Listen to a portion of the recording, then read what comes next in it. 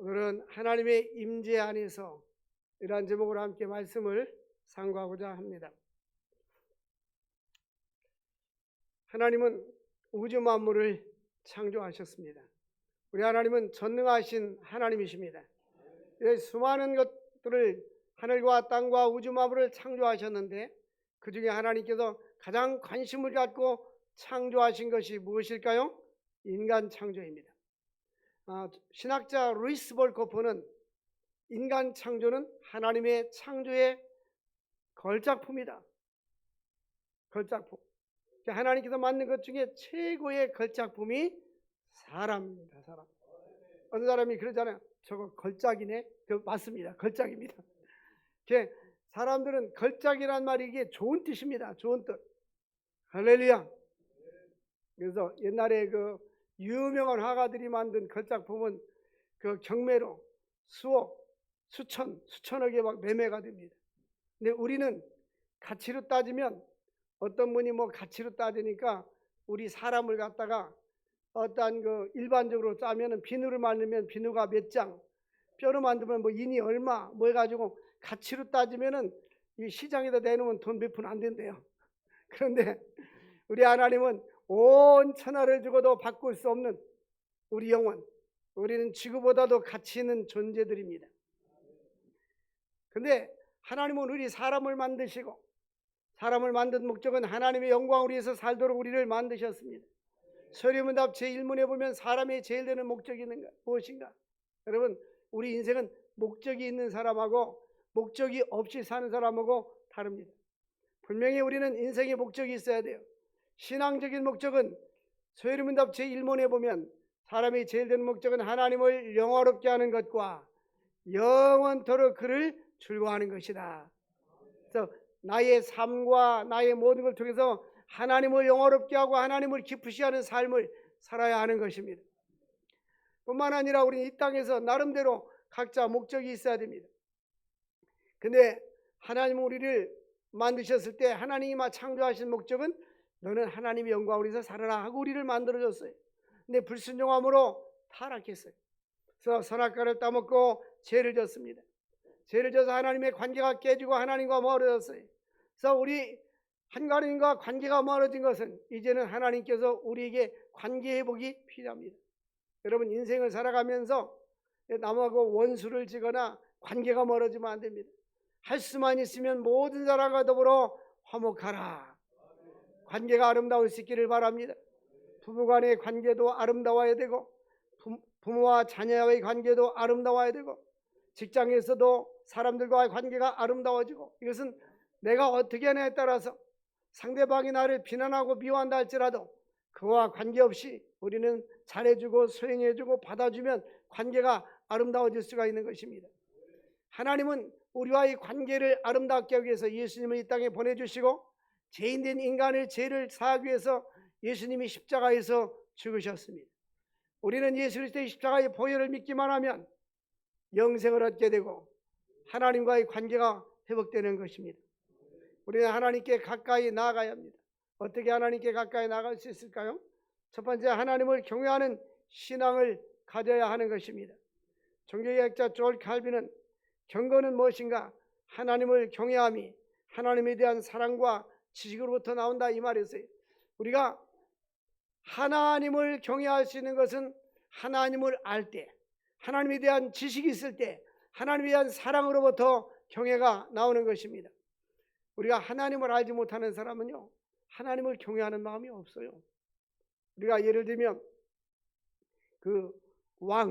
옛날 왕이 힘 있을 때 그 왕 앞에 나갈 때 백성들은 얼마나 두려운 마음으로 나갑니까?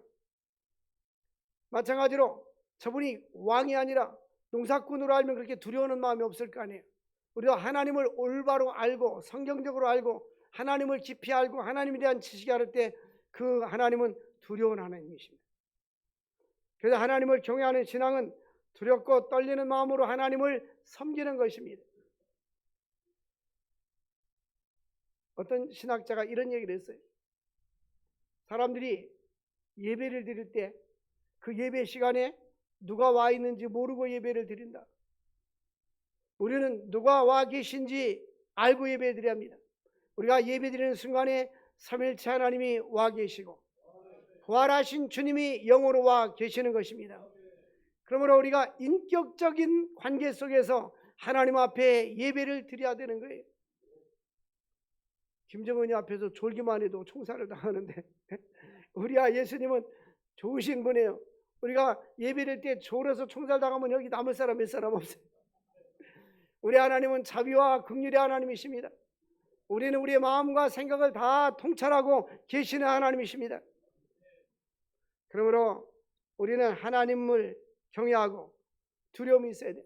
하나님을 경외하는 마음과 하나님을 두려워하는 마음이 없이는 하나님을 기쁘시게 할 수가 없어요. 그래서 히브리서 13장 28절에 보면 이 경건함과 두려움이 밀접하게 관계되어 있어요. 우리 한번 읽어보겠습니다. 시작. 그러므로 우리가 흔들리지 않는 나라를 받았은즉 은혜를 받자. 이로 말미암아 경건함과 두려움으로 하나님을 기쁘게 섬길지니라. 어떻게 하면 하나님을 기쁘게 섬길 수 있느냐? 경건함과 두려움. 이 사회적으로 어느 정도 그 지위가 있는 사람들은요, 비서를 두고 살고 움직일 때마다 의전이란 말이 무슨 말인지 알죠? 의전해 갑니다. 그 사람을 탁 가서 안내하고 탁 하고 편안하게 의전해 줍니다. 우리는 우리 주님 앞에 나올 때에 우리가 의식적으로 생각할 때도 두려움과 경건함의 마음으로 하나님께 예배를 드리고 두려움과 경건함으로 하나님을 기쁘시게 섬길 수 있기를 원합니다. 그런데요, 그 호세아 선지자는 북이스라엘 백성들이 하나님을 섬기지 못하고 우상을 숭배하고 하나님을 반역할 때에 뭐라고 말씀해? 호세아서 4장 6절에 보니까 내 백성이 여호와를 아는 지식이 없으므로 망하는도다. 하나님의 백성들이 하나님을 아는 지식이 없어서 망합니다. 우리는 나라와 민족을 위해서 기도해야 됩니다. 이 자라나는 시대의 사람들이 하나님을 아는 지식이 없어요. 하나님을 아는 지식이 없어서 자기 중심대로 인생을 살아가게 있습니다. 윤리와 도덕이 타락되어 가고 있고 타락된 문화가 서구 문화가 들어와서 우리나라의 젊은 층들을 파고들어 가지고 사람들은 이러한 윤리와 도덕이 없는 삶을 사는 사람들이 너무나 많습니다. 그래서 우리는 나라와 민족을 위해서 기도할 때에 주여 저들에게 하나님을 아는 지혜를 주옵소서, 성경을 아는 지혜를 주옵소서. 성경으로 돌아가야 합니다.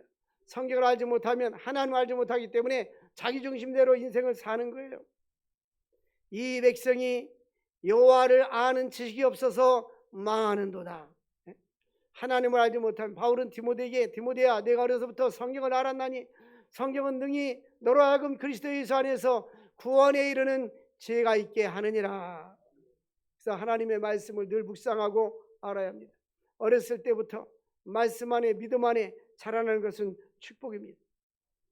보니까 호세아서 4장 6절을 보니까 이 백성이 여호와를 아는 지식이 없어서 망하는도다.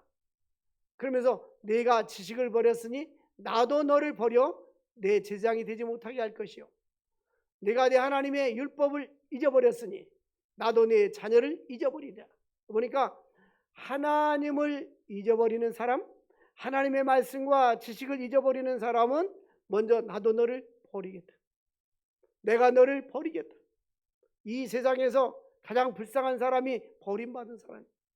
요즘 부모는 있는데 부모들이 버려서 자녀들에게 버림받은 아이들이 너무나 많아요. 인도에 가서 이 선교사님이 이제 차를 몰고 가는데 이게 그 걸음더미에서 뭔가 우는 아이의 소리가 들려서 헤치고 보니까 갓난 아이를 버려서 걸음더미에 덮어놓은 거예요. 그 아이를 데려다가 이제 집에서 키우기 시작하면서 고아원이 시작된 거예요. 이렇게 버림받은 사람들, 이 세상에서 부모는 혹시 나를 버린다 할지라도 이사야 선지자는 내 아버지는 나를 모르고 부모는 나를 버린다 할지라도 여호와 하나님은 나의 아버지시라. 여러분, 이 세상에서 가장 불쌍한 사람은 하나님께 버림받는 사람이에요. 찬송가 보면 주 떠나가시면 내 생명 헛되네. 우리가 그 어디 모임에 가서 기도 제목을 나눴는데 어떤 사모님은 주님께 버림받지 않게 해주셔서 이게 기도 제목이에요. 당신은 영이 살아있다. 이 세상에서 하나님께 버림받으면요, 인생의 말년이 안 좋아요. 누가 하나님께 버림받았습니까? 사울 왕입니다. 사울은 사회적인 지위로 나라의 최고의 지도자고 왕이었습니다. 하나님께 불순종했어요. 사무엘 선지자가 사울에게 찾아갔습니다. 왕이요, 왕이 하나님을 버렸으므로 하나님도 왕을 버려 왕이 되지 못하게 하였나이다.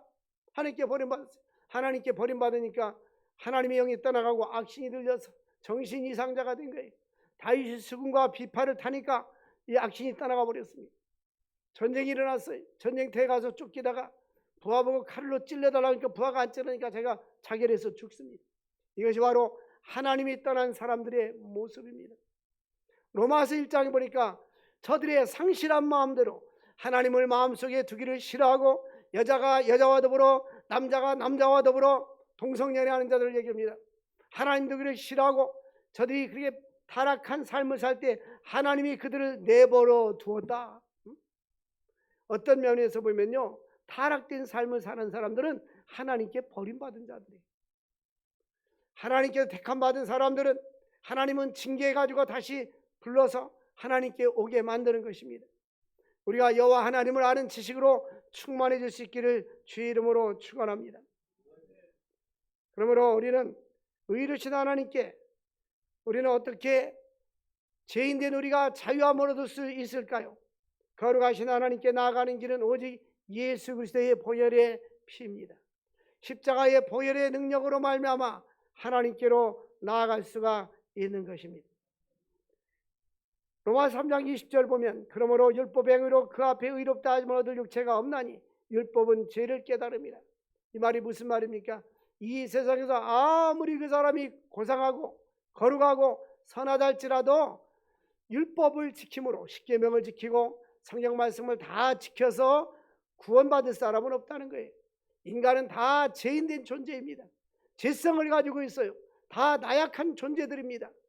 그래서 우리 힘으로 율법을 지키지 못하기 때문에 예수 그리스도의 보혈의 공로로 말미암아 은혜로 구원을 받게 되는 것입니다.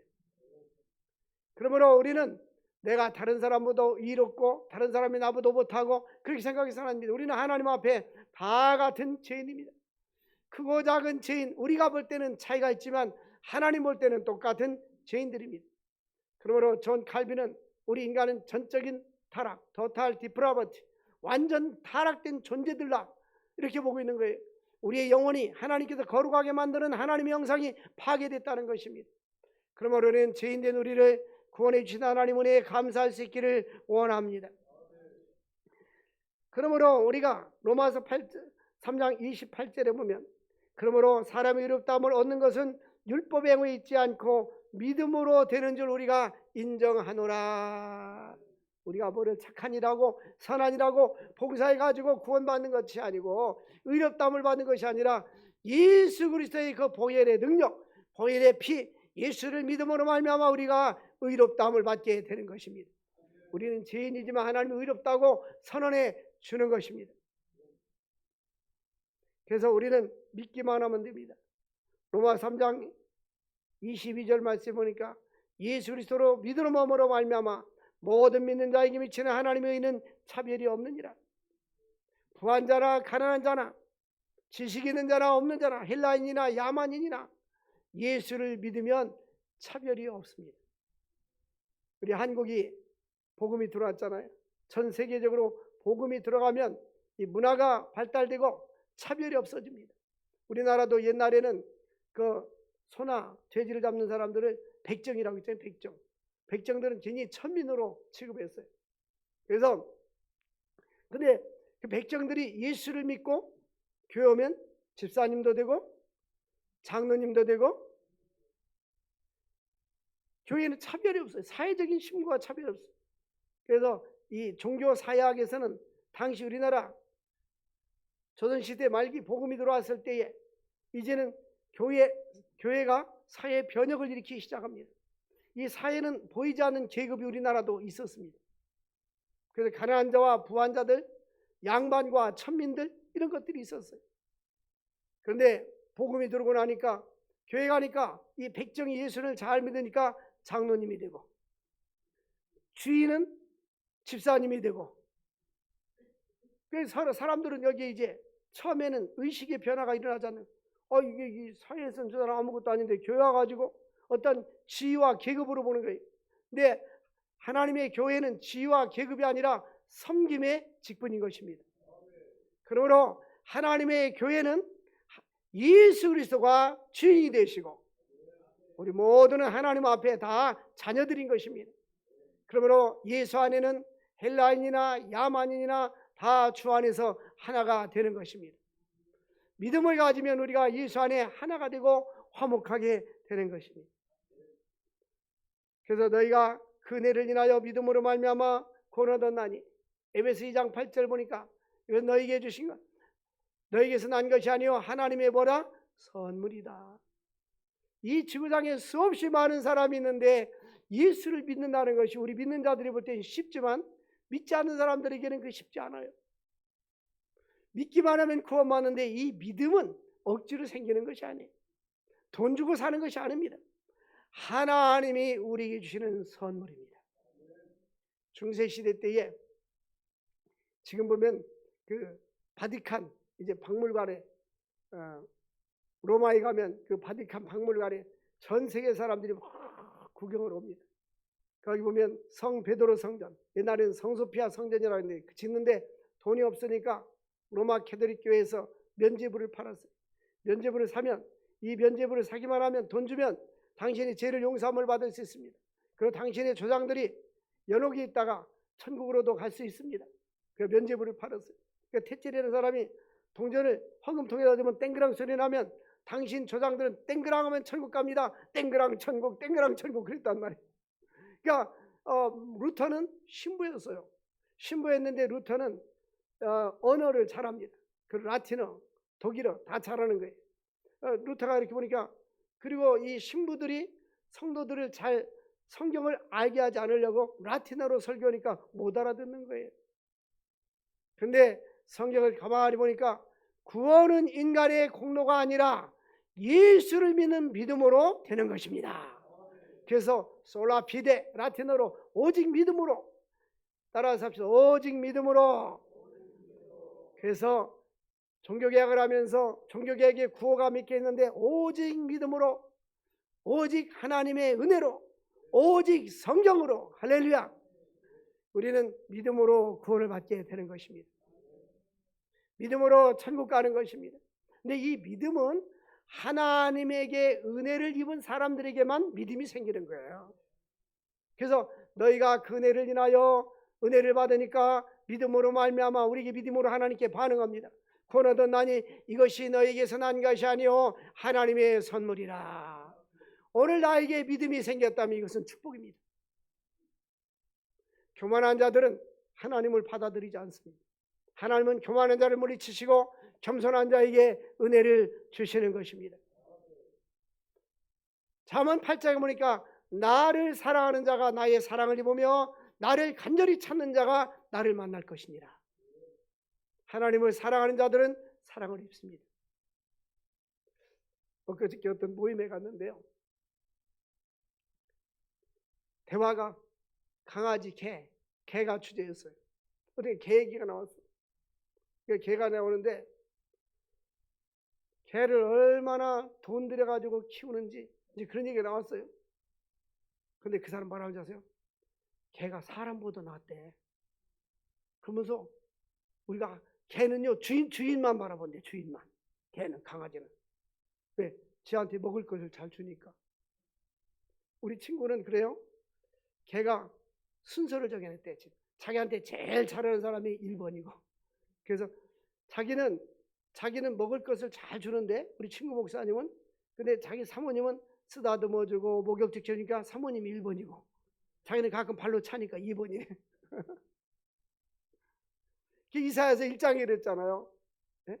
소와 말과 개와 같은 짐승도 제 구유와 제 주인을 알건만은 어찌하여 이 백성은 여호와 하나님을 알지 못하는가?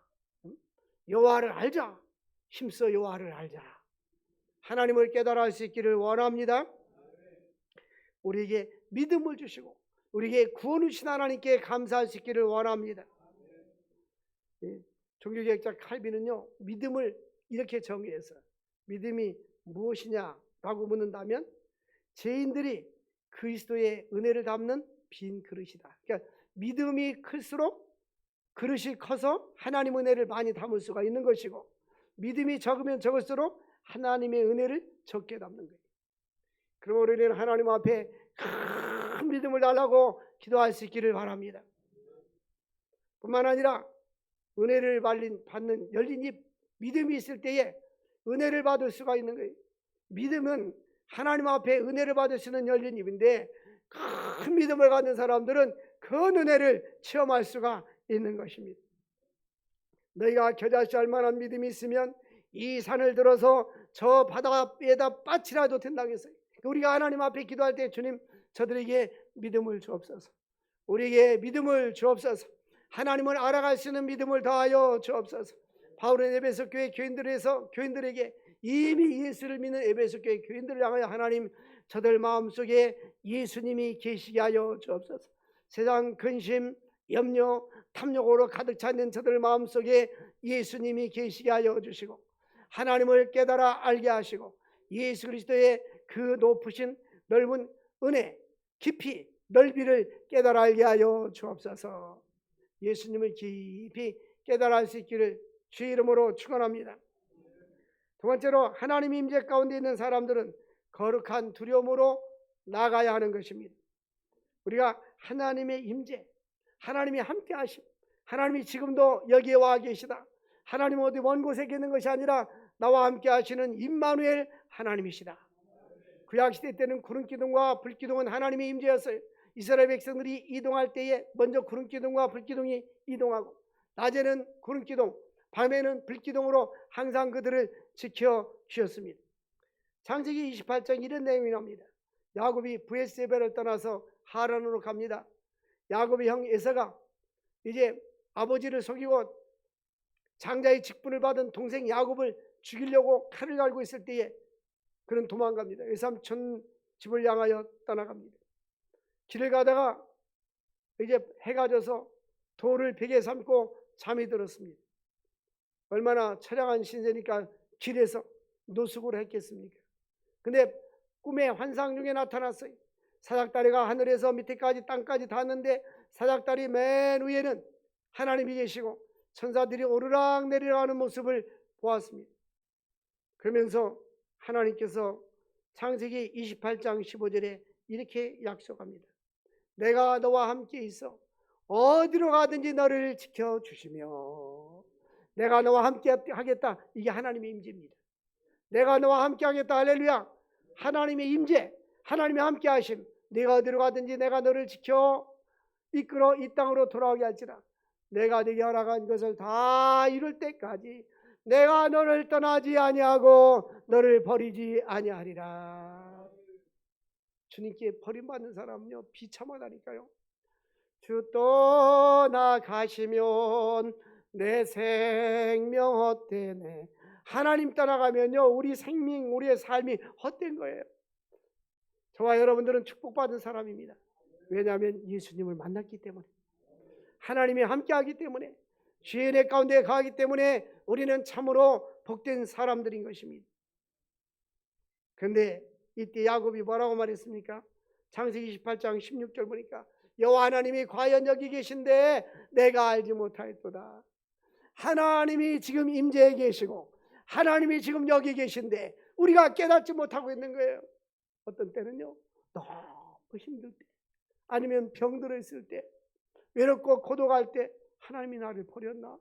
하나님이 안 계신가? 하나님이 멀리 계신가? 그렇게 생각할 때가 있어요. 그러나 하나님은 한 번도 우리를 외면하지 않습니다. 결단코 하나님 우리를 버리지 않습니다. 할렐루야. 야곱이 깨달은 거면, 하나님이 여기 계신데 내가 깨닫지 못했다. 하나님이 여기 계신데 내가 깨닫지 못했다. 신앙생활은요, 깨달음부터 시작되는 거예요. 깨달아야 돼요. 골로새 교회 교인들이 깨달을 때부터 신앙이 성장했다고 했어요. 어떤 사람은 뒤늦게 깨닫고 나서 나는 이제 예수 믿은 지 5년 됐습니다, 이렇게 말하는 사람이 있어요. 그 말이 무슨 말이요? 내가 교회를 30년 다녔는데 내가 예수를 인격적으로 만나고 내가 깨달은 것이 5년뿐이 안 됐습니다.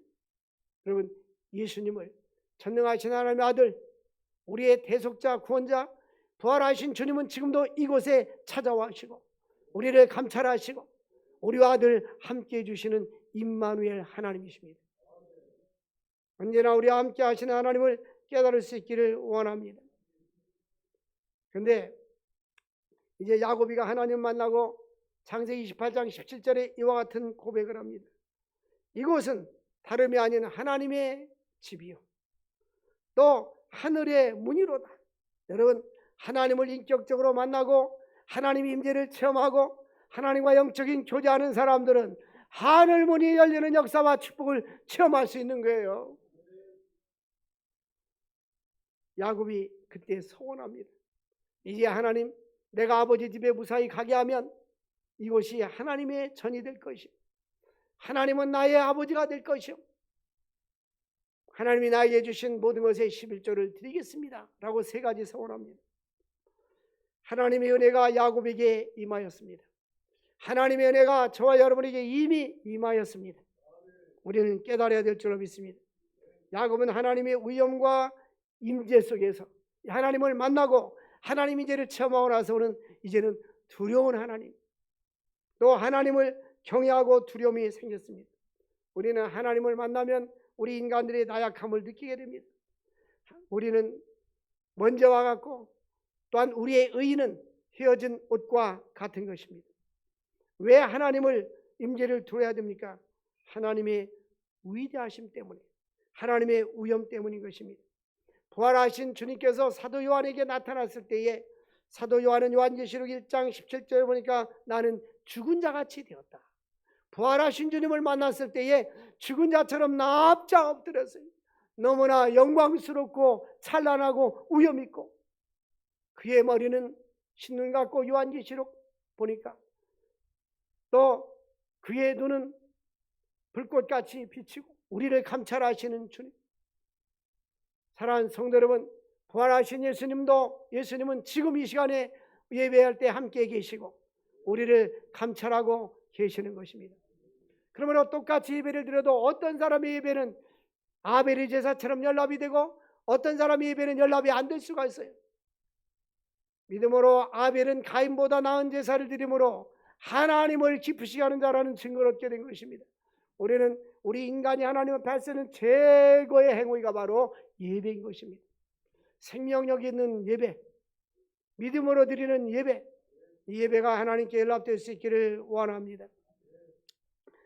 이제 뿐만 아니라 다니엘서 10장 8절에 보니까 하나님을 만난 다니엘은 하나님의 임재 앞에서 환상을 볼 때에 몸에 힘이 빠져서 아름다움이 변하여 썩은 듯 하였더라. 하나님을 만나니까 우리 인간이 얼마나 나약하고 두려운 존재인지, 얼마나 힘이 없는 존재인지.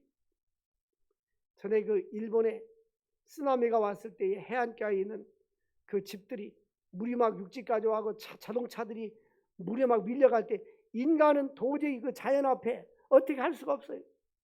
우리 하나님은 전능하신 하나님, 위엄과 능력, 우리는 그 앞에 납작 엎드릴 수뿐이 없는 것입니다.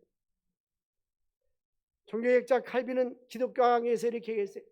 우리가 하나님을 아는 참된 지식이 나에게 있기 전까지는, 하나님을 알기 전까지는 자기 중심대로 인생을 살아간다. 그렇죠? 하나님을 모르니까 하나님께 예배드리지 않고 하나님을 섬기지 않는 거예요. 사랑하는 성도 여러분들, 저는 우리 교회 성도들을 위해서 기도합니다. 기도할 때마다 믿지 않는 남편들, 또 자녀들, 부모 형제들을 생각할 때 안타까워요. 왜? 우리 인생은 히브리서 9장 27절에 한 번 죽는 것은 사람에게 정하신 것이요 그 후에는 심판이 있으리라. 우리 인간은 태어날 때부터 죽음을 향하여 갑니다. 그 시간은 하나님만 알 수가 있어요.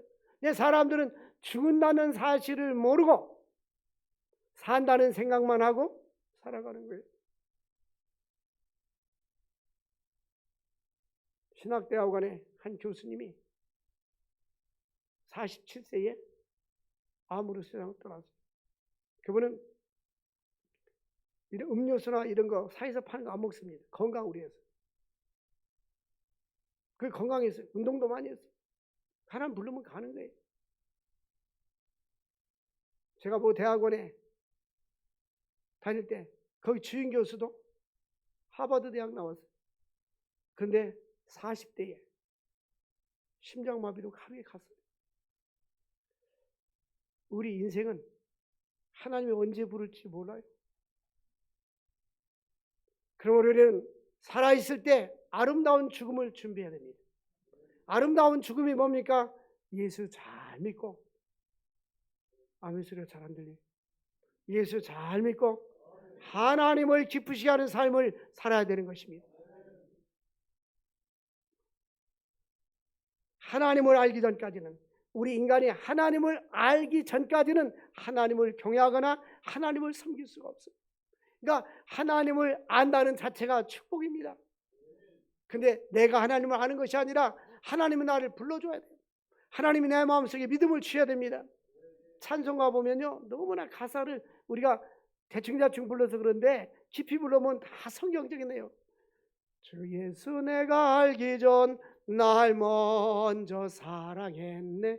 내가 하나님을 알기 전에 하나님이 나를 먼저 사랑해서 구원을 주시고 영생을 주시고 믿음을 주시고 은혜를 주신 것입니다. 하나님의 자녀가 되고 하나님 백성이 된 것을 감사할 수 있기를 원합니다. 또한 세 번째로 두려움과 경외함으로 하나님을 기쁘시게 하는 예배를 드려야 하는 것입니다. 히브리서 11장 6절 보면 믿음이 없이는 기쁘시게 하지 못한다. 하나님께 나아가는 자는 첫 번째, 그가 반드시 계신 것, 하나님이 계신 것과 그가 또한 자기를 찾는 자들에게 뭐를 믿어요? 상 주심을 믿어야 된다. 여러분 신앙생활할 때 하나님의 존재, 전능하심, 그 능력을 믿으시기를 바랍니다. 그걸 믿어야 돼요. 하나님은 위대하신 분, 전능하신 분, 우리의 기도를 들어주시고 우리의 삶의 생사와 복을 주관하시는 분. 하나님은 죽이기도 하시고 살리기도 하시고 높이기도 하시고 낮추기도 하시고 가난하게도 하시고 부하게도 하시는도다. 이게 하나님의 전능하신 역사인 것입니다. 뿐만 아니라 상 주신 하나님, 우리 하나님은 선악간에 우리가 행한 모든 대로 상 주시고 갚아 주시는 것입니다. 믿음으로. 바울 사도는요, 한 생애를 치료해서 살았어요. 디모데후서 4장에 임종을 앞두고 이런 고백합니다. 내가 선한 싸움을 싸우고 나의 달려갈 길을 마치고 믿음을 지켰으니 나를 위해서 이제는 의의 멸류관이 예비되었도다. 하나 상급을 바라면서 너무 기뻐하는 거예요. 죽음을 앞두고. 그러나 나뿐만 아니라 주님을 사모하는 모든 자에게니라.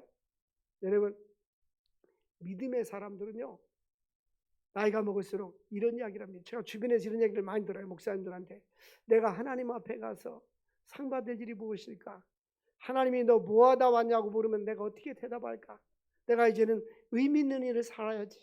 하나님을 기쁘게 하는 삶을 살아야지. 여러분, 하나님 우리의 생명을 거두는 그날까지 이 먹고 사는 거는요, 내 육체가 존재하기 위해서 필요한 것입니다. 우리의 진정한 목적은 먹고 살기 위해서 사는 것이 아니라 하나님 나라를 위해서 살아야 되고 하나님의 복을 위해 살아야 되고 하나님께 봉사하고 충성하고 이웃에게 복음을 전하고 선한 사업에 부하야 될 줄로 믿습니다. 이제 하나님의 풍성한 사랑을 힘입어 살아갈 수 있기를 바랍니다. 히브리서 12장 28절 보니까 하나님을 기쁘시게 하는데 어떻게 기쁘게 하는가? 경건함과 두려움으로. 우리가 흔들리지 않는 하나님의 나라를 유혹으로 받았으니 은혜를 받자. 은혜를 받으시기를 바랍니다. 은혜를 받고 나서 이로 말미암아 하나님 앞에 헌신하는 사람들은 은혜를 받은 사람들이 헌신하는 거예요. 은혜를 이로 말미암아 하나님 앞에 경건함과 두려움으로 기쁘게 섬길지니라. 우리 하나님은 지금도 이곳에 와 계십니다. 마태복음 18장 20절 보니까 두세 사람이 모인 곳에 나도 그들 중에 있느니라. 예수의 이름으로 모인 하나님의 교회에 이곳에 우리 예수님께서 지금도 와 계십니다. 우리 예배를 감찰하십니다. 그럼 우리는 하나님 앞에 예배가 연락될 수 있는 예배가 되도록 마음에 준비하고 경건한 마음을 하나님께 예배드릴 수 있기를 바랍니다. 믿음 없는 사람들은 이번 주 빠지면 다음 주에 나오고 또 교회 못 나오면 뭐하고 이렇게 생각할 수 있어요. 창세기 4장에 보니까 타락한 인간이 최초로 하나님께 한 것이 뭡니까? 예배였어요. 가인은 형이었는데 농사를 져서 곡식을 드렸고, 아벨은 양을 쳤는데 양의 첫 새끼와 기름 이것을 드렸다. 그런데 그 보니까 그 가인이 곡식을 드려서 하나님께서 예배를 받으시지 않은 것이 아니라 가인은 정성이 없었어요. 그런데 히브리서에 보면 믿음으로 아벨은 가인보다 나은 제사를 드림으로 하나님을 기쁘시게 했다. 예? 히브리 11장에. 그런데 보면 이 가인이 농사를 졌을 때 첫 곡식 가장 좋은 것을 드렸다는 말이 없어요. 그런데 아벨은 양의 첫 새끼와 기름 것을 드렸다는 말이 있어요. 그러니까 우리가 하나님 앞에, 내가 우선적으로 하나님 앞에 예배드리는 생활에 힘쓸 수 있기를 바랍니다. 천국을 사닥다리로 비운다면 한 칸 한 칸 빠지지 말고 하나하나, 네? 평생 동안 저는 하나님 앞에 감사한 것이 있어요. 초등학교 들어가기 전부터 주일학교 신앙생활 했는데요, 중학교 될 때 내 마음속에 어른 예배까지도 드리고 싶다. 학생 예배뿐만 아니라. 그래서 주일학교 부장한테 물어봤어요. 장로님, 나 어른 예배 드리면 안 될까요? 드려도 되지. 어른 예배 드리면 뭐가 좋아요? 그러니까 그분 대답이 그 당시에 참고 인내하는 것도 배우고 또 말씀 들으면 많이 성숙해지지. 중학교 다닐 때보다 뭐 밖에 나가서 있어봤자 별 재미있는 일이 없잖아요. 그 당시에는 텔레비전도 없고. 그런데 교회 가면 좋은 거예요. 말씀 들으면. 할렐루야. 근데 지금은 그 시절이 그리워요. 그때는 이제 연세 많은 분들이 많은데, 세월이 여루하는데 이 나그네 된 나는, 이런 찬송을 많이 부르더라고요. 근데 그때 내가 어렸을 때는 연세 많은 분들은 원래부터 늙은 줄 알았고 나는 안 늙을 줄 알았어요. 근데 이제 내가 그렇게 됐어요. 세월이 참 빨리 흘러요. 근데 감사한 것은 내가 주의를 빠짐없이 지켰다는 거. 내 일생에 중학교 때부터 지금까지 한두 번 어떤 일이 있어가지고 한두 번 군대 가서도, 군대가 훈련 나갔을 때도 대장한테 나가서 나 교회 가게 해주십시오. 나는 신학생입니다. 가. 혼자 예배드리고 있어요. 여러분, 예배를 중요하게 여길 수 있길 바랍니다. 이것이 경건함과 두려움, 하나님의 임재를 아는 사람들은 하나님을 우선시하는 거예요. 그를 높여라. 그리하면 그가 너를 높여주리라. 그를 존중하는 사람, 나를 존중하는 사람은 나도 그를 존중히 여기고, 나를 멸시하는 사람은 나도 그를 멸시하리라. 하나님을 쉽게 생각하지 말고 하나님의 그 위대하심. 할렐루야. 영국에 얼마 전에 왕이 제왕식을 했잖아요. 그 왕이 이제 그 대관식을 하는데 전 세계에서 사람들이 막 모여들었어요. 근데 하물며 우리 하나님은 만왕의 왕이 되십니다. 그 하나님을 높여드릴 수 있기를 주의 이름으로 축원을 드립니다. 우리 시편 115편 13절을 다 함께 읽고 마치겠습니다. 시편 115편 13절 시작. 높은 사람이나 낮은 사람을 막론하고 여호와를 경외하는 자들에게 복을 주시리로다. 아멘. 인생의 지고하를 막론하고 하나님을 경외하는 자들에게 하나님은 복을 주십니다. 하나님을 경외하는 자가 될 수 있기를 주의 이름으로 축원을 드립니다. 기도하겠습니다. 좋으신 하나님 아버지, 오늘도 우리에게 생명의 말씀을 주셔서 감사합니다. 예수로 말미암아 구원받게 하심을 감사합니다. 높은 자라 낮은 자라 하나님을 경외함으로 복을 받는 자가 되게 하여 주옵소서. 예수님의 이름으로 기도합나이다. 아멘.